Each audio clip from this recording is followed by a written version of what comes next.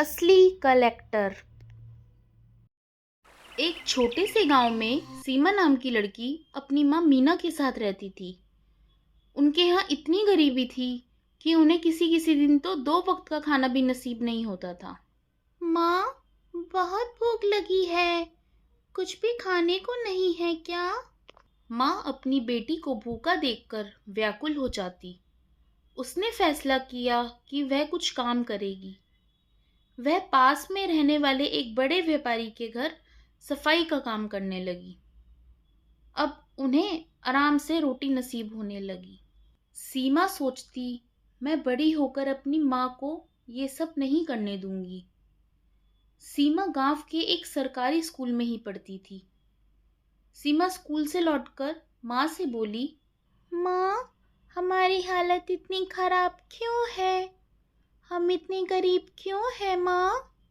मैं बड़ी होकर ज़रूर कुछ बनूंगी ताकि आपको इतनी मेहनत ना करनी पड़े।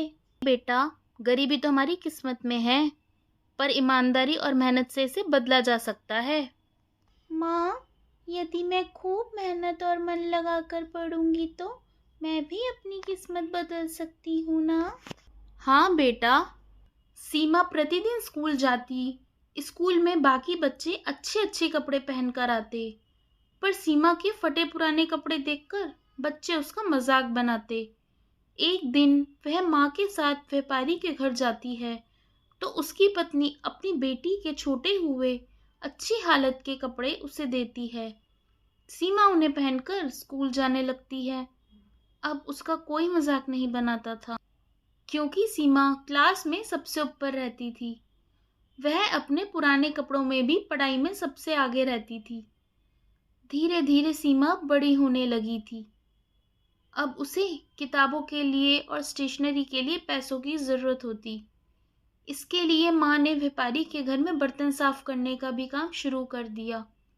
इससे सीमा की ज़रूरतों के लिए पैसों का इंतजाम हो जाता। माँ, आप इतनी मेहनत क्यों करती हो? बहुत थक जाती होगी। मैं भी आपके साथ स्कूल के बाद काम पर चलूंगी। नहीं बेटा, तेरे पढ़ने के दिन हैं और तेरी पढ़ाई ही मेरी सबसे बड़ी पूंजी है। इस तरह सालों बीत गए। सीमा ने अपनी लगन और माँ की मेहनत और त्याग से पढ़ाई जारी रखी और ग्रेजुएशन करने के बाद नौकरी के लिए कॉम्पिटिशन्स की तैयारी करने लगी। आज रिजल्ट आने वाला था। सीमा न्यूज़पेपर लेकर आई और वह खुशी से उछल पड़ी।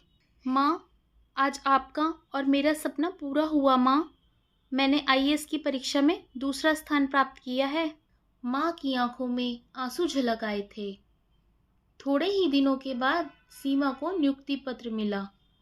अब वह कलेक्टर बन गई थी और नियुक्ति पत्र माँ को देते ही बोली, माँ, अब हमारी गरीबी दूर हो गई है। ये सब आपकी वजह से हुआ है। नहीं बेटा, ये सब तो तेरी मेहनत का फल है। मैंने तो बस तुझे हिम्मत दी। माँ, आपकी हिम्मत ही मेरी सबसे बड़ी ताकत थी। कलेक्टर तो वास्तव में आप ही हो माँ। यह सुनकर माँ बहुत खुश हो गई और उसे खूब प्यार किया।